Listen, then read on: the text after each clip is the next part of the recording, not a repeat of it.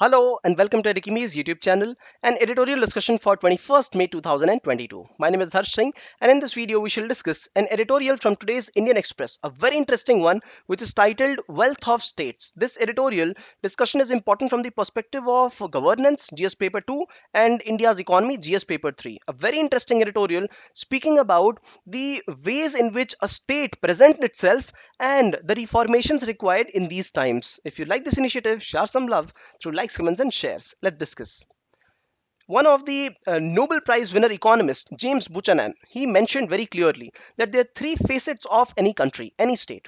The protective state, which has got institutions to protect itself, be it judiciary or the law forces, police, etc. The second is productive state, which produces goods and services. And the third part of any state is how it redistributes the resources that it gets to poor people, marginalized people, or any section of society. Now, presently, the world around, the more focus is there on redistribution and not on police reforms, not on protective state reforms, not on increasing the productive capacity of the state, right? More on redistributive capacity. Simple examples are example of Sri Lanka or the example of Europe itself. All these countries, they have huge debt just because they want to redistribute more resources to people, and they did not reform on the protective and productive state capacities. Similar is the situation with Indian states as well. For example, Rajasthan government spends a huge part of its budget on the public on the government employees itself. Similarly is the situation for electricity in Punjab. Very similar is the situation for delivery of services in Delhi. They all try innovations in redistribution, but less innovations are put in how PSUs have to be administered, how police and defense reforms, court reforms have to be administered. And the idea, the reason we must shift to the first two rather than looking at the third one, because if we reform the first two, the reformation and need support in the third one will be minimal, right? So what we are actually focusing on is PDS in India, and not on the reform of the institutions, organizations of the government, or the production houses or the service houses, right? And what has it led to? It has led to huge interest. First of all, taking huge loans and then huge burden of interest, paying more of revenue expenditure rather than capital expenditure. This is what is the reality. And though we feel that jobs are less to find, but the reality government says is that no, jobs are there. But are they productive? No. Are they giving good wages? That is not true. So unemployment, saying that unemployment is high in India, is a poor metric of labor market. What is a metric? Is that job providing good wages or good productive resources? That is absolutely not true, because if people do not get good jobs, what they get into are the menial jobs. They go back to employment in farm sector. They get back into informal wage employment or self employment in the informal market, and all of them, they do not provide any promotion. They do not even provide sufficient money to gain profit, right? So what is required is to have more reforms, more productive reforms which lead to better productivity and better wages for people, right? Angela Merkel herself, she stated, the ex chancellor of Germany, she stated that Europe is representing only 8% of population and having 50% of world's social spendings, and that is the reason that Europe, Sri Lanka, and many of the Indian states could fall into huge vicious cycles of interest payments, and this needs to be regulated, right? So there are five ways in which this important reform can happen. First of all, reduce the regulations by the states, because the state controls as many as 80% of compliances, filings for businesses, criminal provisions in case we are not able to comply with those kind of filings, and this makes it very tough for the entrepreneur business persons to initiate and proceed with their business. So if the compliances are rationalized, not reduce, not eliminate, but rationalize them, if they are decriminalized and digitalized, this will only lead to more transparency, lesser corruption, and increase of formality of employment. And if formality is there, we will have quality wages, we will have better productivity in employment, right? The organizations will be able to access capital, value talent, use technology, and reduce corruption. Great suggestion. This is a great suggestion. The second one is to reform the school administration. Now, usually the focus is on what? Having smaller class size, improving teacher salary, qualifications, and putting toilets and infrastructure. But then along with that, we also have to administer some more important things, like how the teachers are allocated and how they are hired. All this process has decision making has to be more rational. It has to be performance based. All this is required to reform the schooling, and it is very important to reform the schools, because skilling of 3 months is no comparison to the years of schooling. The years of schooling are the one which actually skill the students. The third one is having better employability. See, what India actually needs is convergence of three things: education, employment, and employability. If all of these three converge at the level of school and higher education, we will nobody will need coaching, nobody will need extra skills. All this needs to be intersected, and for this to happen, we will have to create skill universities.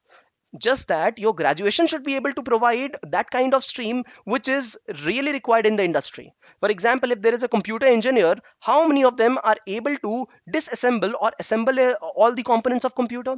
This is not, the practical reality is not taught. This must be done. And along with that, there is an apprenticeship model, apprentice model. This must be encouraged, and other kinds of model, online model, on site, on campus classroom, and then on job training. All this must be encouraged in India. This will ensure that we have more of workforce, people working, than the number of people who are learning in educational institutions. So another beautiful suggestion, beautiful input. Along with that, the governments must ensure that they must devolve the powers of money, of finances, of resources. See, if there is more centralization, the efficiency will curb down. This is not only about finances, this is also about motivation and work. This is also about power transfer. Simple example is, see, New York City, the cities drive the resources. So cities and district administration and even rural areas must be given more power than the state or central administration. Simple example is New York. New York City has GDP more than the whole GDP of Russia. Now, not only that, the Chinese cities, they are 375 million plus cities than India, which has only 52 million plus cities. Now, this has happened because China has had devolved its finances, its powers, its functions, its functionaries, its funds, all of them. If these are done, then the districts will compete with each other to become better and better, right? So right now, only it took 70 years, almost 70 years for India to have all the states inclusive their budget in which increased more than the central government budget of 45 lakh crore.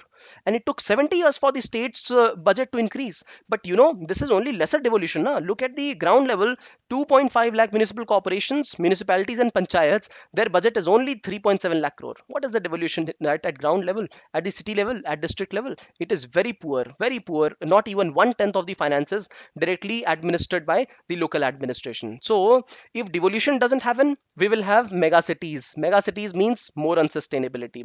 What is required is to have more of million cities, more of smaller cities with more of devolution of money, powers, and functions, finances.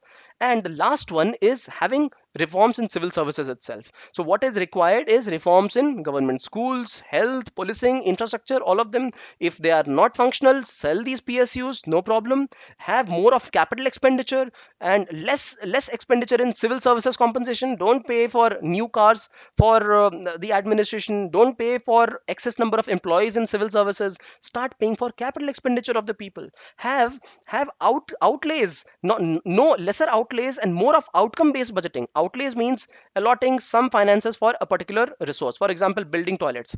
Outcome is ensuring that 100 people go to that toilet every day. And if this is ensured, automatically the outlay will increase, right? The expenditure will increase. So what is required is through structure, staffing, training, performance management, compensation, culture, HR capabilities, improvement in the state administration, we can achieve not only reforms in government but also other reforms as well. And this will make things very easy for the government, because when government focuses on reforms on itself and the reforms in the state production of goods and services, automatically the service delivery redistribution will happen it will be automatic process. So let us look quickly at the 5 reforms required. Civil service reforms, devolution of money and finances, good examples, keep noting the examples as well.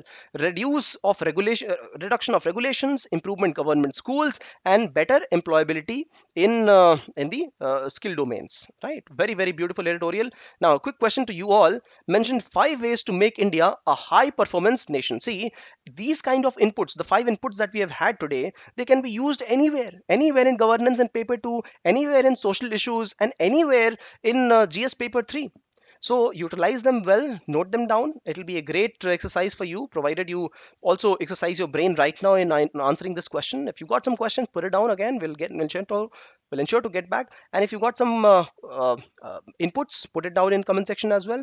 If you like this initiative, share some love through likes, comments, and shares. Thanks for watching.